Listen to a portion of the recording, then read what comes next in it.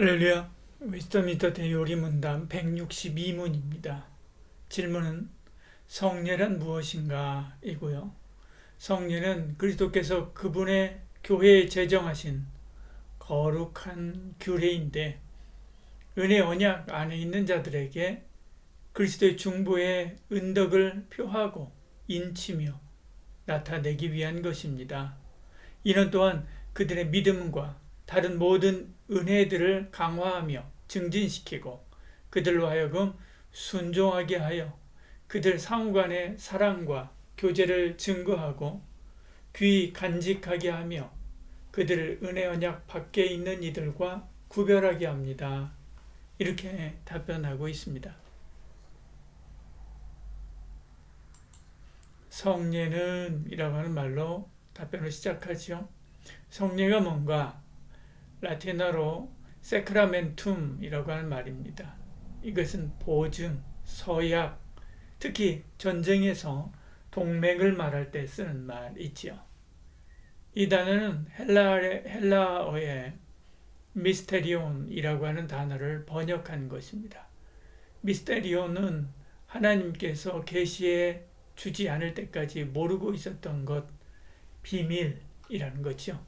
그리고 미스테리 이런 것입니다. 에베소에서 이런 미스테리온이라고 하는 단어를 복음의 비밀이라고 하는 말로 많이 씁니다. 삼국지의 도원결의처럼 예수님과 하나님을 결의하는 신비한 의식, 비밀한 의식이라고 할 수가 있죠. 그러니까 성례를 할 때 예수님의 영이 임하는 것은 당연한 일이지요. 혼자 결혼할 수 없듯이 성례도 우리끼리 할 수 없는 것이기 때문에 그렇습니다. 반드시 그리스도께서 영으로 임하셔서 은혜 베푸시는 것이지요.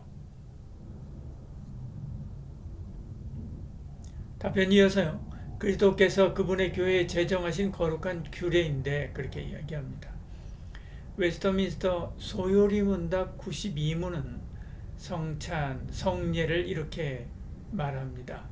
성례는 가시적인 표식과 그리스도와 언약의 혜택들이 제시되어 있는 것으로 그리스도에 의해 제정되어 신자에게 인치고 적용한 거룩한 규례이다. 그렇게 이야기합니다. 여기서 핵심어를 뽑아보면 가시적 표식, 거룩한 규례, 그리스도에 의해 제정됨, 신자 이런 단어들을 찾을 수 있지요. 가시적 표식이란 물과 포도주, 빵이라고 하는 가시적인 것으로 한다는 것입니다. 거룩한 규례는 구별된 것이라는 말이지요. 또한 예수님이 명하신 것입니다. 마지막으로 이는 성도를 위한 것이지요. 이 모든 것을 충족하는 것, 이것이 바로 세례와 성찬입니다. 구약의 성례는 할례와 유월절이지요. 하나님은 택하신 아브라함과 그 후손에게 할례를 명령합니다. 그래서 할례는 구약의 성례라고 할 수가 있습니다.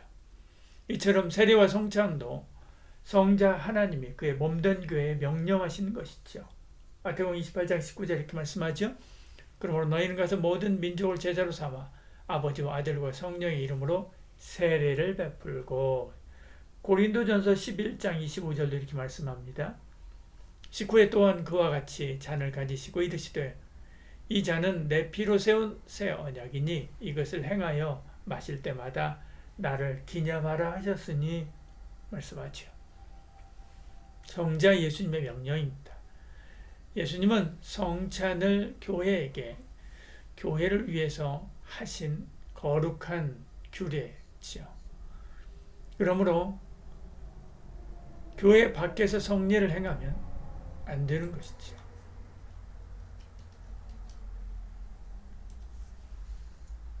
답변 이어서요. 은혜 언약 안에 있는 자들에게 그리스도의 중보의 은덕을 표하고 인치며 나타내기 위한 것입니다. 이렇게 답변합니다. 성례는 은혜 언약 안에 있는 사람을 위한 것이죠.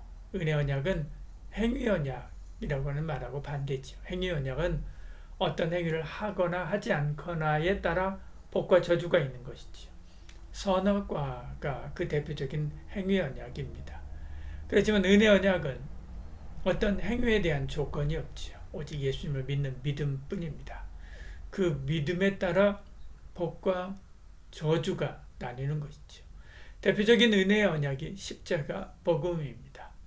예수님을 믿음으로 구원받고 하나님의 자녀가 되며 그 영광을 위해 살게 하시는 거죠. 그러니까 은혜 언약 안에 있다라고 하는 것은 예수를 믿고 하나님의 자녀가 된 사람을 말하는 것입니다. 곧 교회지요. 이처럼 주님은 성례를 통해서 성도에게 그리스도의 중보의 은덕을 표하고 인치고 나타내는 것입니다. 그리스도의 중보의 은덕은 예수님이 우리를 위해서 왕으로, 제사장으로, 선지자로 오셔서 하시는 모든 것을 말하는 거죠. 그것을 성례를 통해서 표하고 인치고 나타내는 것입니다. 표시한다라고 하는 것은 신호, 표지를 말합니다. 보십시오. 세례는 예수를 믿음으로 죄 사하여 구원받았음을 표시하는 것이죠. 사도행전 2장 38절에요. 베드로가 이르되 너희가 회개하여 각각 예수 그리스도의 이름으로 세례를 받고 죄 사함을 받으라. 그리하면 성령의 선물을 받으리니 그렇게 말씀하죠. 성찬은 우리가 그리스도와 하나됨을 나타내는 것입니다. 또한 성찬에 참여하는 모든 이들이 하나라고 하는 것도 나타내는 거죠.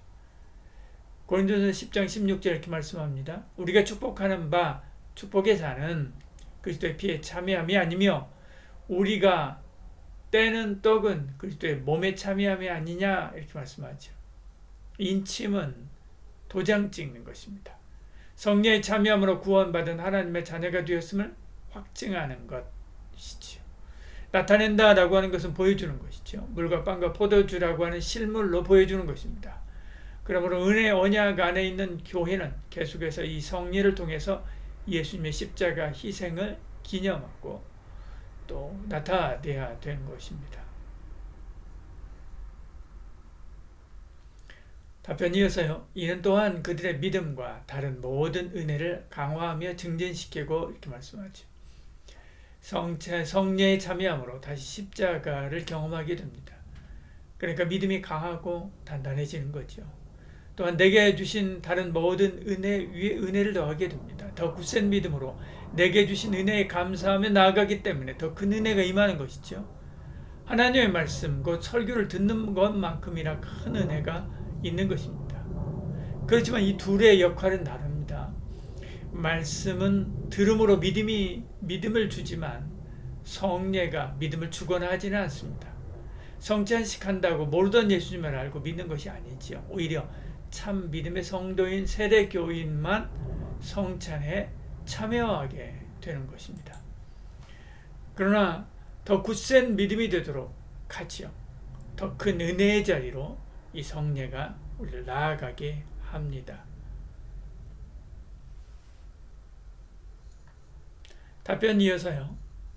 그들로 하여금 순종하게 하며 그들 상호간의 사랑과 교제를 증진하고 귀히 간직하게 하며 그들을 은혜 언약 밖에 있는 이들과 구별하게 합니다. 말씀합니다.